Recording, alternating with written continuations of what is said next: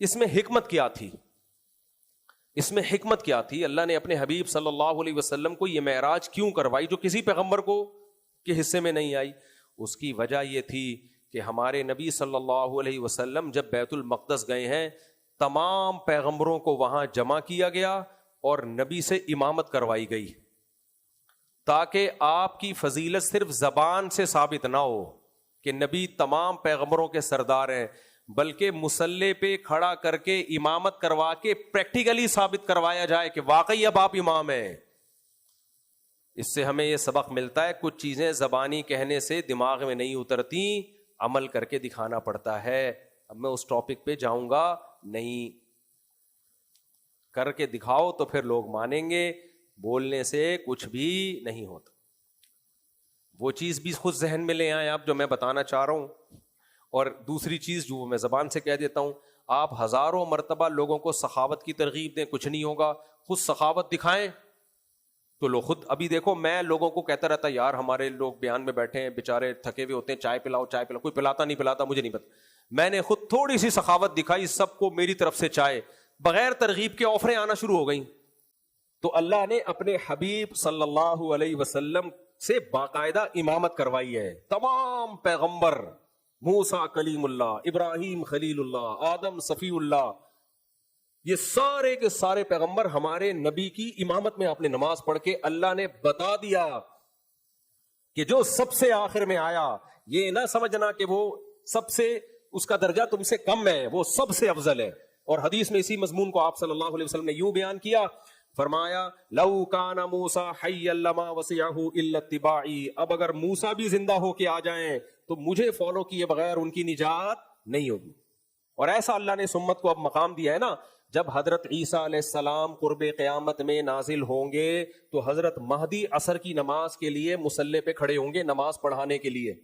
سمجھتے ہو گے نہیں سمجھتے؟ حدیثوں سے یہ بات ثابت ہے۔ دمشق میں اتریں گے مسجد میں حضرت عیسیٰ ابن مریم علیہ الصلوۃ والسلام، تو جب نماز حضرت مہدی کی قیادت میں جہاد ہوگا، وہ مصلی پہ کھڑے ہوں گے تو آسمان سے فرشتوں کے کندھوں پہ ہاتھ رکھ کے بڑے بڑے بال اور بالوں سے پانی ٹپک رہا ہوگا، کیونکہ حضرت عیسیٰ کو جب اٹھایا گیا تھا اس وقت انہوں نے غسل کیا تھا، وہی پانی ان کے بالوں سے ٹپک رہا ہوگا۔ ایسے فرشتوں کے کندھوں پہ ہاتھ لے کے اتریں گے، ہاتھ رکھ کے اتریں گے، لیکن مسجد کے مینار سے سیڑھیاں لگائی جائیں گی ان کو اتارنے کے لیے۔ کیوں بھائی؟ اب دارالاسباب میں داخل ہو گئے ہیں، اب اسباب کی دنیا میں آ گئے، اب سیڑھیوں سے اترے آپ۔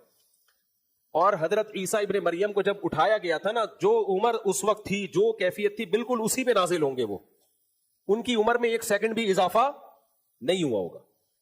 پھر جب نازل ہوں گے تو صحیح حدیثوں میں ہے کہ حضرت مہدی ان کے لیے مصلی خالی کریں گے کہ آپ نماز پڑھائیں، تو حضرت عیسیٰ علیہ السلام کیا کہیں گے؟ اللہ نے اس کا اہل، حدیث کا مفہوم ہے، پورے الفاظ مجھے یاد نہیں، اس کا اہل اللہ نے آپ کو بنایا۔ کیا مطلب؟ امامت یہی امت کرے گی، میں مقتدی بن کے نماز پڑھوں گا کیونکہ میرا کام جہاد کرنا ہے۔ امامت مصلی یہ امت کا، یہ امت سنبھالے گی۔ پھر حضرت عیسیٰ ابن مریم کی قیادت میں جہاد ہوگا۔ سمجھتے ہو؟ ہمارے حضرت فرمایا کرتے تھے سب سے پہلے حضرت عیسیٰ ان سے جہاد کریں گے جو جہاد کو مانتے نہیں ہیں، جو جہاد کو نہیں مانتے سب سے پہلے کہیں گے، سب سے پہلے تو آج بہت سے لوگ جہاد کے سرے سے منکر ہی ہو گئے، تو سب سے پہلے ان کے خلاف جہاد کریں گے کہ تم پہلے آ جاؤ ذرا، ٹھیک ہے نا، صرف سائٹ پہ آؤ۔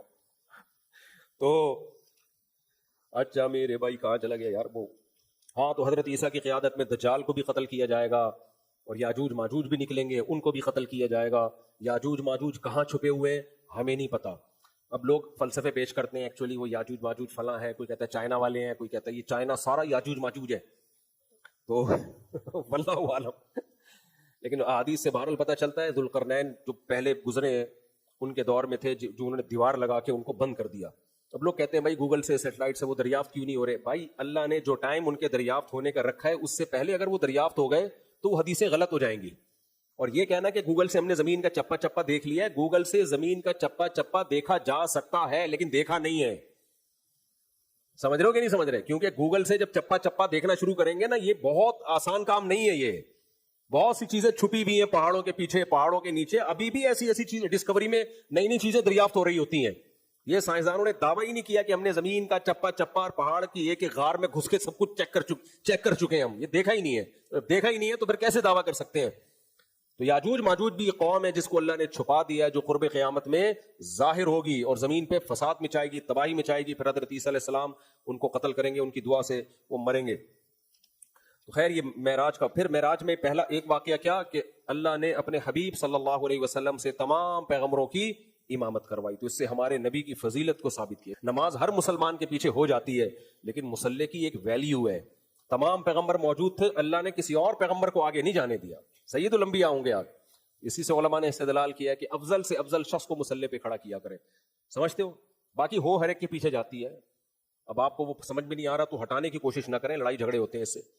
اور پھر آپ صلی اللہ علیہ وسلم کی ملاقات حضرت موسیٰ علیہ السلام سے ہوئی، حضرت ابراہیم علیہ السلام سے ہوئی، اور آپ صلی اللہ علیہ وسلم نے تمام پیغمبروں کے اوصاف بیان کیے. کن کا قد کیسا تھا، کون مضبوط جسم کے. حضرت موسیٰ کے بارے میں فرمایا انتہائی مضبوط جسم کے، گھٹے ہوئے جسم کے مالک تھے، بہت مضبوط. تبھی تو ایک چماٹا لگایا تھا فرعونی کو، قتل کی نیت نہیں تھی، اسی تھپڑ سے اس کا انا للہ ہو گیا. سوچو اگر قتل کرنے کی نیت سے مارتے تو کیا ہوتا. بہت مضبوط. تو پیغمبروں کو اللہ صحت بھی بہت اچھی دیتے ہیں، مضبوط صحت کے مالک ہوتے ہیں. اچھا خیر یہ تو بہت پھر معراج کے واقعات ہیں. اسی معراج میں ہمیں 5 نمازیں ملیں. حضرت موسیٰ علیہ السلام کے پاس نبی آئے تو پوچھا کہ کیا تحفہ ملا، فرمایا 50 نمازیں. حضرت موسیٰ نے فرمایا میری امت نہیں پڑھ سکی تھی تو آپ کی امت بھی نہیں پڑھ سکے گی، آپ کم کروائیں. کم کرواتے کرواتے کتنی رہ گئیں؟ 5. اس پہ کچھ ملحد لوگوں کا اعتراض ہے، لو بھائی 50 فرض ہو رہی تھی، سارے دن نمازیں ہی پڑھتے رہتے. بھائی ایک طریقہ، اللہ نے فرض 5 ہی کرنی تھی لیکن ایک پروسیس سے گزار کے، ٹھیک ہے نا، تاکہ موسیٰ کلیم اللہ کی فضیلت بھی ثابت ہو جائے. اللہ نے بعض دفعہ کام کرنا ہوتا ہے، پہلے سے ارادہ ہوتا ہے 5 ہی دوں گا، زیادہ نہیں دوں گا، کیونکہ اور بھی دنیا میں کام کرنے ہیں نا، انہوں نے نمازیں ہی پڑھتے رہیں گے. تو لیکن ایک طریقہ رکھا ہوتا ہے تاکہ ایک دوسرے پیغمبر کی فضیلت ثابت ہو. موسیٰ علیہ السلام کی. اور اس سے اسباق کتنے ملے ہمیں؟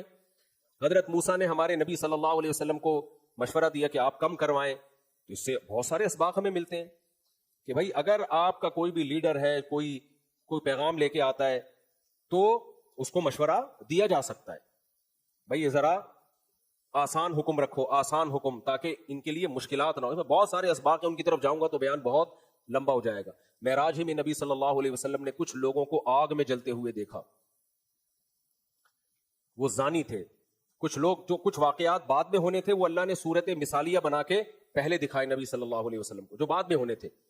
تو دیکھا آپ نے ننگے بدن میں لوگ ہیں، کچھ مرد اور عورتیں ننگے برہنہ، آگ جلتی ہے تو وہ اوپر کی طرف اٹھتے ہیں. تو آپ نے جبریل سے پوچھا یہ کون لوگ ہیں؟ جبریل علیہ السلام نے فرمایا یہ آپ کی امت کے زانی ہیں، زناکار، زنا کرنے والے مرد اور زنا کرنے والی عورتیں. انہی کے کپڑے اتار کے نا ان کو ساتھ میں اللہ نے آگ میں ڈال دیا ہے. تو بہت بڑا جرم ہے زنا کرنا. سیکولر لبرل لوگوں کی نظر میں کچھ بھی نہیں ہے. یہ جو خدا کو مانتے ہیں نا ان کی نظر میں ہلکا جرم نہیں ہے، بہت بڑا جرم ہے. تبھی تو پیغمبروں نے اپنے آپ کو زنا سے بچایا. یوسف علیہ السلام بھاگے، بند دروازوں میں بھی بھاگے ہیں، وہ فرار ہوئے. اتنا ہلکا معاملہ نہیں. آج ذرا سی بات پہ زنا کر لیتے ہیں، پھر بعد میں کہتے ہیں توبہ کر لیں گے، ہم توبہ کر لیں گے. زانی کے لیے توبہ کرنا بڑا مشکل، اور توبہ پہ قائم رہنا بڑا مشکل. بچاؤ اپنے آپ کو. ہو گیا تو پھر توبہ کے علاوہ کوئی راستہ نہیں ہے، لیکن سچی توبہ کرو. تبلیغ میں نکل جاؤ 4 مہینے کے لیے تاکہ اس جرم سے بچنے کی عادت ہو جائے.